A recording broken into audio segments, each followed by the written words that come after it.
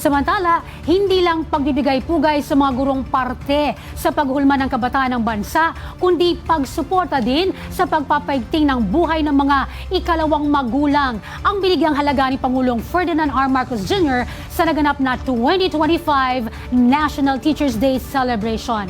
Ang buong detalye maririnig kay Faith Santiago.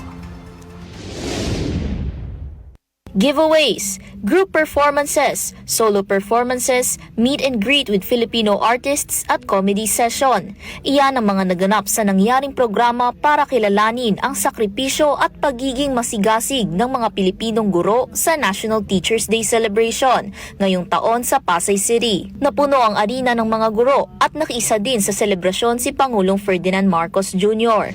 Today, as we celebrate National Teachers Day for 2025, we honor not just what you have given, but also what you have gained.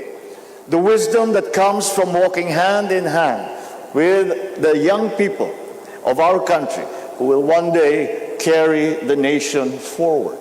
Inilunsad naman ng Department of Education ang DepEd Heroes, kung saan pinarangalan ang mga guro, magulang at education partners na nakapagpabago sa buhay ng mga mag-aaral.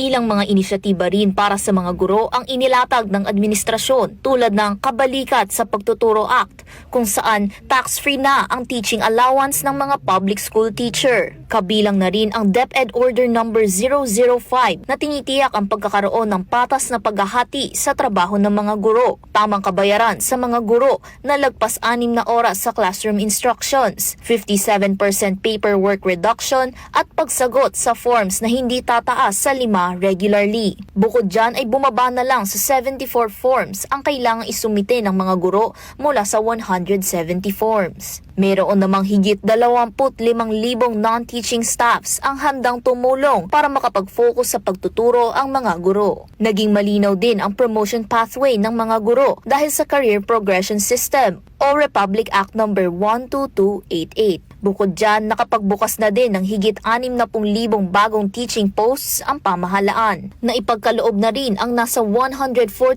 laptops na magagamit nila sa pagtuturo. Madadagdagan pa yan dahil sa realokasyon ng 26.55 billion pesos mula sa DPWH na nakalaan na hindi lang para sa pagpapagawa ng silid-aralan kundi pang sweldo, pangkalusugan at school modernization. Ilan din sa mga dagdag na suporta at benepisyo ay ang 10,000 pesos funding sa bawat guro para sa mga pangangailangan sa silid-aralan, 7,000 pesos allowance para sa pang-medikal, gayon din 1,000 incentive sa bawat public school teacher sa selebrasyon ng World Teachers Day. Umakyat din ang salary subsidy ng kaguruan sa 24,000 pesos mula sa 18,000 pesos. At inaasahan din ang performance-based bonus. Kakibat ng pasasalamat na nais ipaabot ng administrasyon sa mga kaguruan ang matiyak na nasa maganda ang kanilang kalagayan, gayon din ang tamang pamantayan na makapagpapagaan ng kanilang buhay. Nauuna sa mga balitang totoo at laging bago. Faith Santiago, Alauna sa Balita, Congress TV.